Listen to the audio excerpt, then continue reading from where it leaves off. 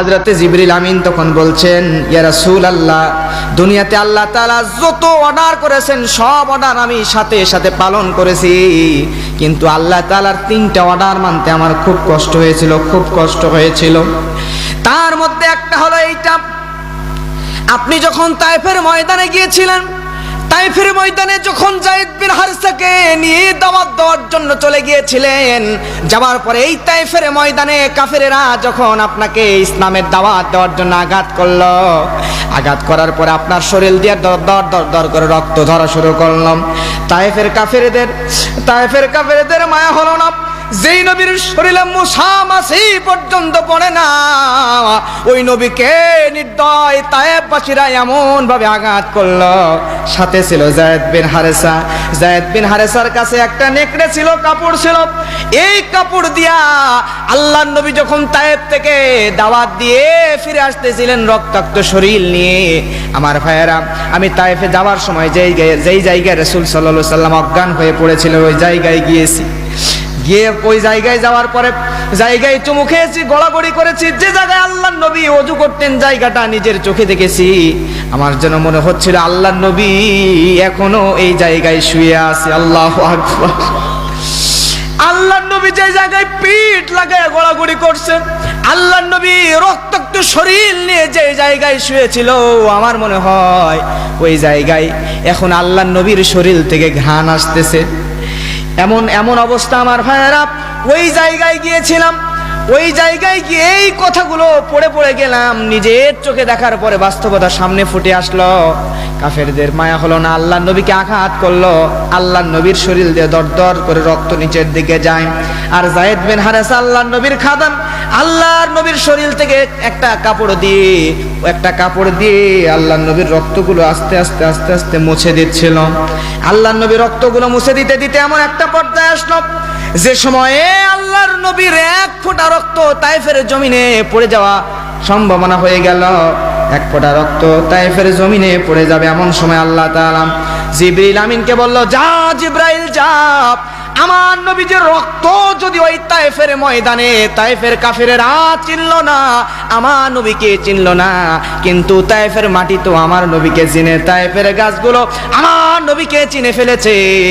1 ফোঁটা রক্ত যদি তায়েফের জমিনে পড়ে যায় তাহলে ওই মাটির মধ্যে ভূমিকম্প হয়ে যাবে, তায়েফবাসীরা তো ধ্বংস হয়ে যাবে।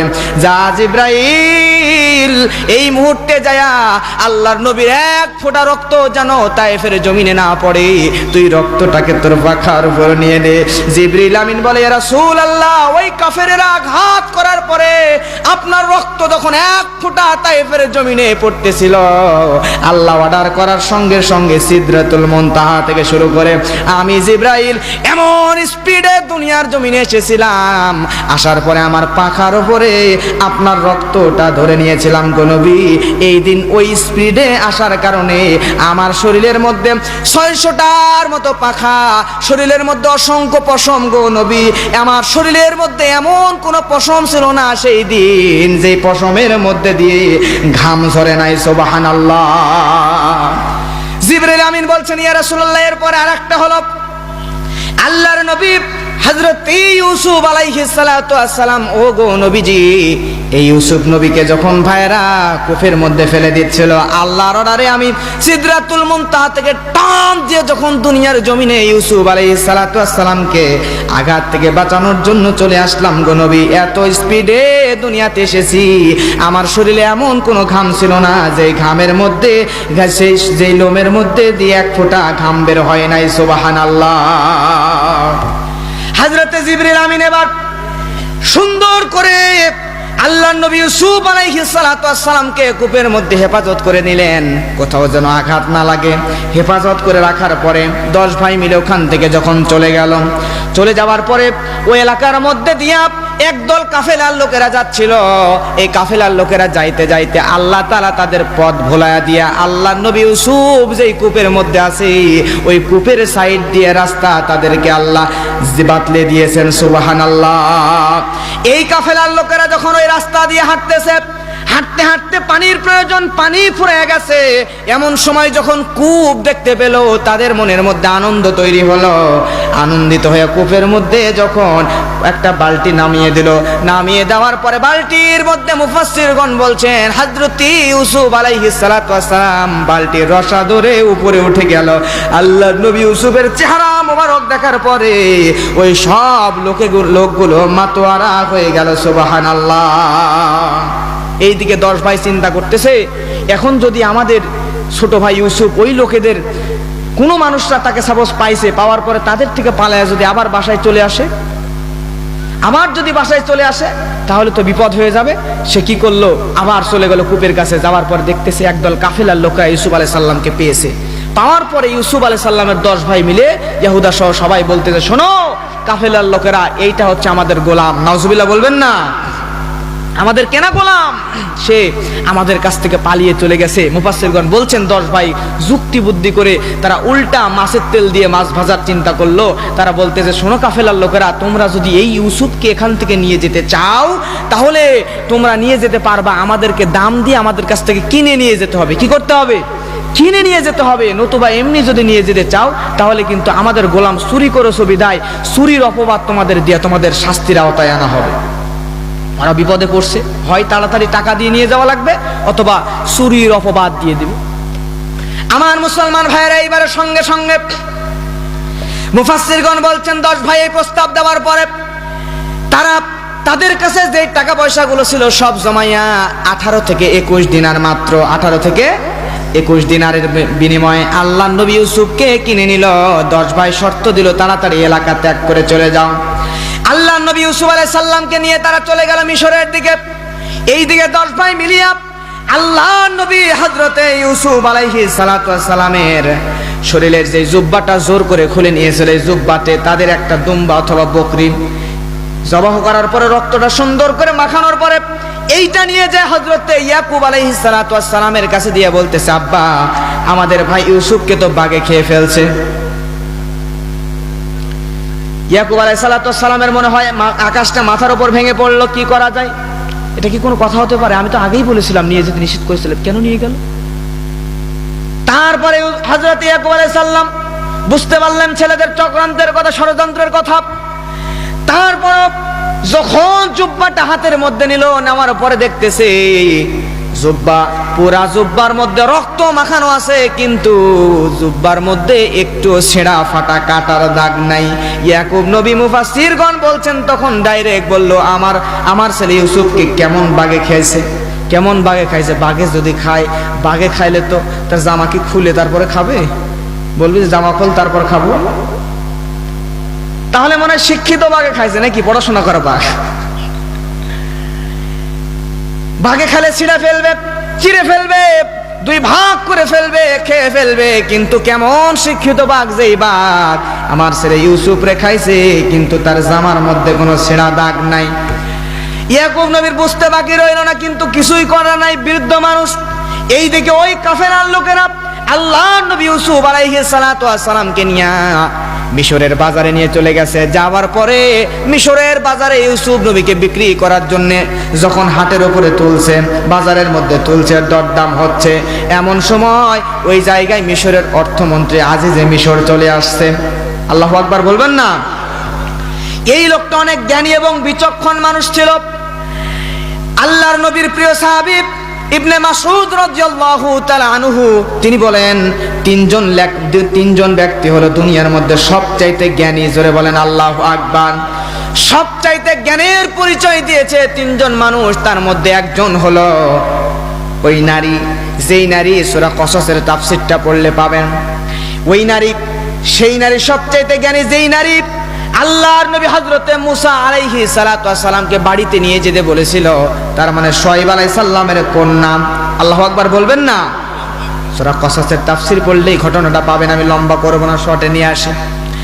এরপরে ইবনে মাসউদ রাদিয়াল্লাহু তাআলা আনহু বলেন, এরপরে 2 নম্বরে ওই ব্যক্তি সবচাইতে উত্তম নাম তার হযরতে আবু বকর রাদিয়াল্লাহু তাআলা আনহু, যেই ব্যক্তি দুনিয়ার জমিনে নিজের স্বার্থকে ত্যাগ করে সারাটা জীবন এই ব্যক্তি ইসলামের জন্য ব্যয় করেছে। শুধু তাই নয়, আল্লাহর নবী যখন আবু বকরের কাছে দাওয়াত দিল, দাওয়াত দেওয়ার পরে আবু বকর সামনে পিছনে ডানে বামে না দেখে আল্লাহর নবীর দাওয়াত পাওয়ার পর এক মুহূর্ত দেরি করলো না, পড়ে নিল লা ইলাহা ইল্লাল্লাহু মুহাম্মাদুর রাসূলুল্লাহ সাল্লাল্লাহু আলাইহি ওয়াসাল্লাম। এরপরে 3 নাম্বার ইবনে মাসউদ রাদিয়াল্লাহু তাআলা বলেন, 3 নাম্বার হলো আজিজে মিশর, মানে ওই ব্যক্তি যেই ব্যক্তি আল্লাহর নবী পয়গম্বর হযরতে ইউসুফ আলাইহিস সালাতু ওয়াস সালামকে দরদাম ছাড়া তারা যেই দামটা চেয়েছিল ওই কাফেলার লোকেরা দরদাম না করে এক দাম দিয়া আল্লাহর নবী হযরতে ইউসুফকে কিনে নিয়েছিল যেই ব্যক্তি, এই আজিজে মিশর হলো সবচেয়ে জ্ঞানীদের মধ্যে অন্যতম। সুবহানাল্লাহ। আমার মুসলমান ভাইয়েরা দেখেন এভাবে কি হলো, আল্লাহ রাব্বুল আলামিনের নবী হযরত ইউসুফ আলাইহিস সালাতু ওয়াস সালাম নবীর সন্তান, তিনি এতদিন পর্যন্ত তিনি কোথায় ছিলেন? মনে করেন একটা গরিব এলাকার মধ্যে ছিলেন, কিন্তু সেখান থেকে যখনই কূপে ফেলা হলো, কোথায় ফেলা হলো? কূপে ফেলা হলো। কূপে ফেলার পরে, কুয়ার মধ্যে ফেলার পরে আমার আল্লাহ ইউসুফের ওপর এই পরীক্ষাতে এত খুশি হয়ে গেলেন। ইউসুফ আলাইহিস সালাম পরীক্ষায় উত্তীর্ণ হয়ে গেলেন। উত্তীর্ণ হয়ে যাওয়ার পরে কূপ থেকে ডাইরেক্ট আল্লাহ তাআলা ইউসুফ নবীকে একদম রাজপ্রাসাদে নিয়ে গেলেন। সুবহানাল্লাহ। আজকেও দেখবেন আমাদের যখন আমাদের সমাজে দেখবেন নারীরা গর্ভবতী নারীদের সন্তান প্রসব করার সময় যখন কাছে আসে, সন্তান প্রসব করার সময় কাছে আসলে গর্ভবতী নারীদের যন্ত্রণার কষ্ট বেড়ে যায়। কিন্তু গর্ভবতী নারীর কষ্ট যন্ত্রণা বেড়ে গেলে হবে কি, সন্তান প্রসব করার সাথে সাথে সব যন্ত্রণা দূরে চলে যায়। সন্তানের চেহারার দিকে একবার তাকালে মা সাথে সাথে দুনিয়ায় জান্নাতের সুখ ফিরে পায়। তার মানে এই আজও গর্ভবতী নারীর মতো আলেমদের উপর যত নির্যাতন আসবে, আপনার উপর আমার উপর যত নির্যাতন আর নিপীড়ন আসবে, নির্যাতন নিপীড়নের স্টিম রোলার যত বেশি হবে, বুঝতে পারবেন আমাদের সুদিন আসতেছে। খুব তাড়াতাড়ি গর্ভবতী নারীর যেমন বাচ্চা প্রসব হলে আনন্দ হয়, ঠিক তেমন করে যত নির্যাতন আসবে তখনই বুঝবেন আমাদেরকে আল্লাহ তাআলা এই বাংলার জমিনের পূর্ব দিগন্তে কালেমার পতাকা পক পক করে উড়াইয়া দিবেন। জোরে বলেন ঠিক কিনা? প্রিয় ভাইরা, তার মানে বোঝা যাচ্ছে আপনার উপর আমার উপর নির্যাতন আর জুলুম যত বেশি হবে, নির্যাতন আর জুলুমের মাত্রা বেড়ে যাওয়ার মানে হচ্ছে অতি শীঘ্রই আল্লাহ তাআলা এই জমিনেই কোরআনের রাজ কায়েম করবে। কথা কোন ঠিক কিনা? আমার মুসলমান ভাইয়েরা, আল্লাহর নবী হযরত ইউসুফ আলাইহিস সালাতু ওয়াস সালাম এইবার যখন এরকম করে রাজপ্রাসাদে কূপ থেকে উঠে চলে গেলেন, কূপ থেকে ডাইরেক্ট রাজপ্রাসাদে যাওয়ার পরে এই জায়গায় ইউসুফ আলাইহিস সালাতু ওয়াস সালামের পরিচয় হলো একজন নারীর সঙ্গে, নাম তার জুলাইখা। আমার ভাইরা খুব শর্ট করব, তারপরে শেষ করে দেব। কষ্ট হচ্ছে শেষ করে দিই নাকি? 11:51 আর 9 মিনিট থাকবেন তো না ছেড়ে দেব? 9 মিনিট, এখনো 1 ঘন্টা। চাষাকার মনে হয় 20 বছর চার্জ দেওয়া লাগবে না। যুবকদের কি অবস্থা? যুবকরা মনে হয় প্যান্ডেলে, মেয়ে মানুষ খুব প্যান্ডেলে ঘোরাঘুরি করতেছে না, ওই যে দোকানের ওদিকে। যুবক ভাইদেরকে থাকতে হবে। কথা বলেন ঠিক কিনা? প্রিয় ভাইয়েরা, যুবকদের দ্বারাই তো ইসলাম প্রতিষ্ঠিত হওয়ার জন্য যুবকদের অবদানই সবচাইতে বেশি ছিল। কথা বলেন ঠিক কিনা? যুবক ভাইয়েরা, আপনাদেরকে হতে হবে হযরতে আলী রাদিয়াল্লাহু তাআলা আনহুর মতো। হযরতে আলী রাদিয়াল্লাহু তাআলা আনহু যখন লাঙ্গা তরবারি নিয়ে আবুল আহাবের সামনে দাঁড়িয়ে বলেছিল, ইয়া রাসূলুল্লাহ আপনি ওয়াজ করেন, আবুল আহাবের বাপের সাধ্য নেই আপনার ওয়াজ বন্ধ করবে। আজকেও যদি যুবকরা হযরতে আলী রাদিয়াল্লাহু তাআলা আনহুর মতো গর্জে ওঠে, বাংলাদেশে ইসলাম কায়েম হতে আর দেরি লাগবে না। জোরে বলেন ঠিক কিনা? যুবক ভাইরা, তাকবীর দেবেন সবাই। ওয়ারাব্বাকা ফাকাব্বির, তাকবীর হবে রবের নামে। এই লালমনির হাটের মাটি থেকে আপনি তাকবীর দেবেন, আপনার তাকবীরের ধ্বনি চলে যাবে রংপুরে, রংপুর থেকে ঢাকায়, সেখান থেকে সারা বিশ্ব প্রকম্পিত করে যেন আল্লাহর আরশে আজিম পর্যন্ত আপনার তাকবীরের ধ্বনি চলে যায়। 2 হাত উঁচু করে তাকবীর হবে, নারায়ে তাকবীর, লিল্লাহে তাকবীর। আচ্ছা, একসাথে হচ্ছে না, হাত নামান তো, নামান। শুধু যারা বিবাহিত যারা, তারা তোলেন। হায় সবই তো বিয়ে করছে। তাহলে এভাবে হবে না, নামান, সামনের অর্ধেক তোলেন, সামনের অর্ধেক তোলেন, আমি দেখবো কাদের আওয়াজ বেশি। তোলেন, সামনের অর্ধেক তোলেন, এই যে, হ্যাঁ তোলেন, অর্ধেক তোলেন, তোলেন, আপনার তাকবীর দেবেন, আপনি বিচারক, দেখবেন কার আওয়াজ বেশি হয়, আপনারা আওয়াজ দেন লিল্লাহি তাকবীর। আচ্ছা আলহামদুলিল্লাহ, শুনছেন তো? পিছনের গুলা তোলেন, তোলেন, তোলেন, লিল্লাহি তাকবীর।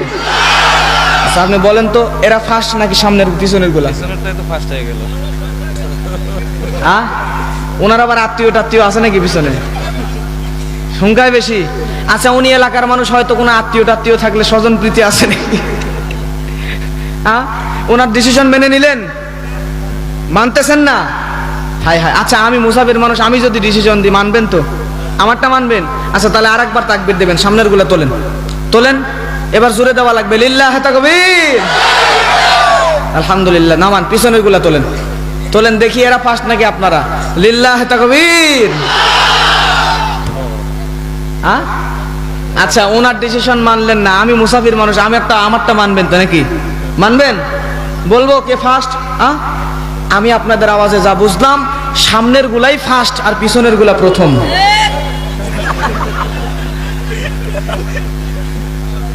ঠিক আছে তো? খুশি তো? আমার মুসলমান ভাইয়েরা গভীর মনোযোগ, আর মাত্র 10-15 মিনিট থাকবেন না, চলে যাবেন। প্রিয় মুসলমান ভাইয়েরা, এইবারে আল্লাহর নবী হযরত ইউসুফ আলাইহিস সালাতু ওয়াস সালাম রাজপ্রাসাদে গেল। যাবার পরে এত সুন্দর চেহারার অধিকারী ছিল আল্লাহর নবী ইউসুফ। এই ইউসুফ আলাইহিস সালাতু ওয়াস সালাম যতদিন আস্তে আস্তে যৌবনে পদার্পণ করা শুরু করলেন, যখন যুবক হয়ে গেলেন, যুবক হয়ে যাবার পরে ইউসুফের প্রতি যেই বাড়িতে আল্লাহর নবী ইউসুফকে কিনে নিয়ে যাওয়া হয়েছিল, ওই বাড়ির রানী জুলাইখার নজর পড়ে গেল। এত সুন্দর চেহারা আল্লাহ তাআলা নিজে বানিয়েছেন মানুষদেরকে, এত সুন্দর চেহারার মানুষ কি হতে পারে নাকি?